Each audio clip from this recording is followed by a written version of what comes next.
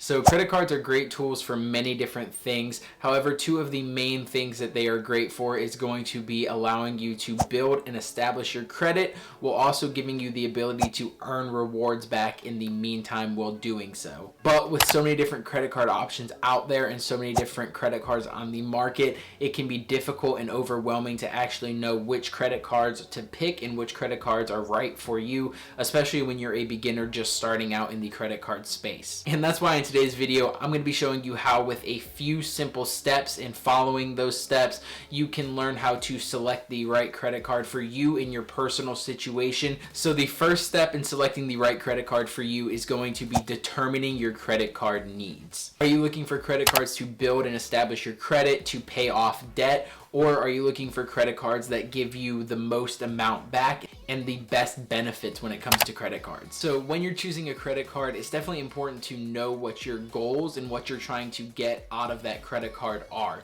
So for example, if you are someone with little to no credit history and you're trying to build or establish that credit history, then a lot of times you're going to start off with something known as a secured credit card. Now, a secured credit card is a secured line of credit. The reason why it's a secured line of credit is because when you open a secured credit card, that issuer is going to require you to put down a security deposit. Now, that security deposit is going to be equal to your credit limit, or is going to act as your credit limit. So if you put down a security deposit of $500, that means you're going to have a $500 credit limit. The reason for this, and the reason why it has the name secured credit card, is because if you were to stop paying on that credit card or stop making your monthly payments for whatever reason, deposit that you put down acts as your safety net and is then used to pay off your remaining debt.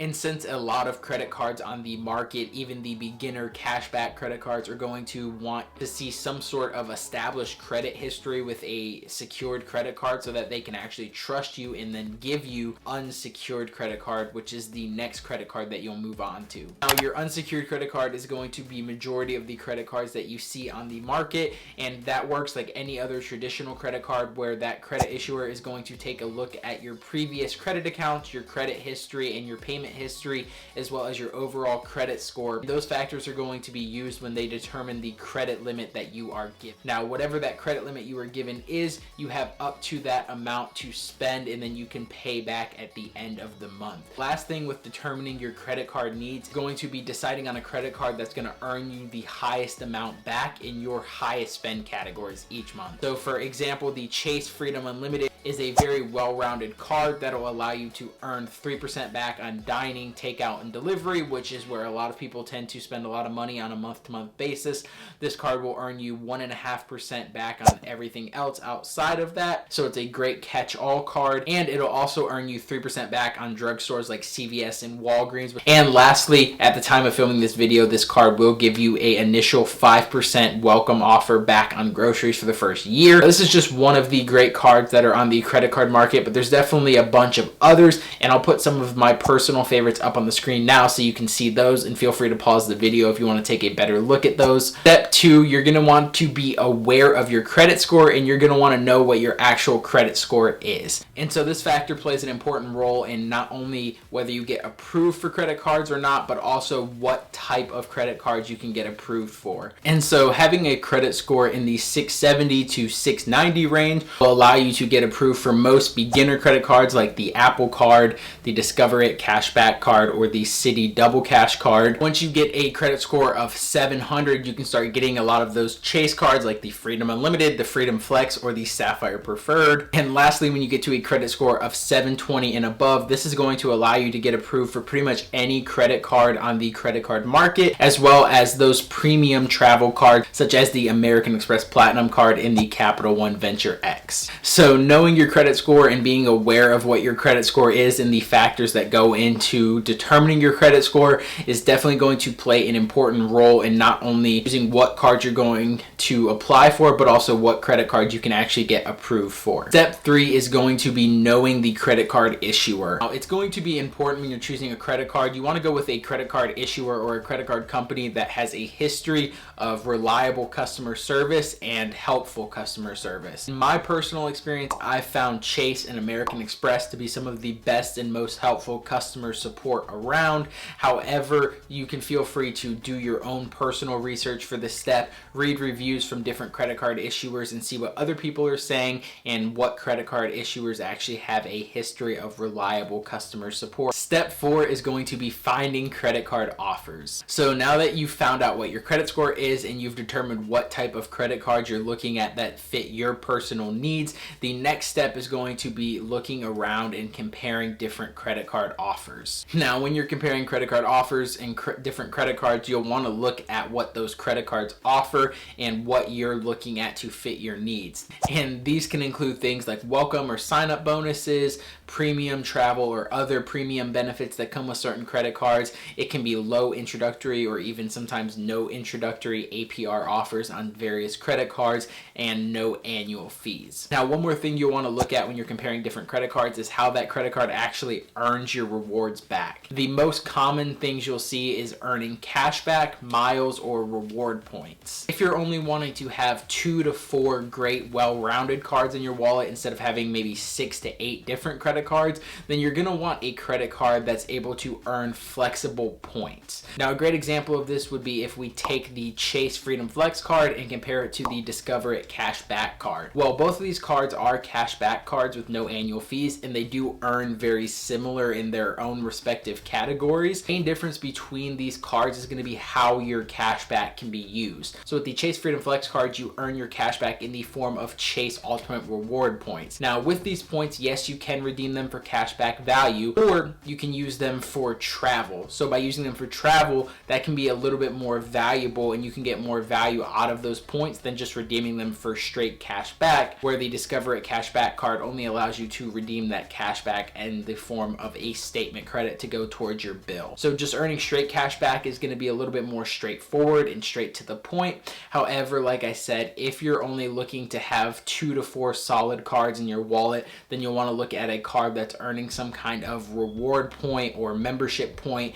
and that's going to give you the most versatility when it comes to redeeming your points that you earn. Now, for the 5th and final step of this list is going to be reading the fine print. So when you've done all the other steps that we mentioned and you've narrowed it down to a few different credit cards that you're looking at, it's important to read the fine print of those credit cards. The first thing that you're going to want to pay attention to is the interest rate or APR of that credit card.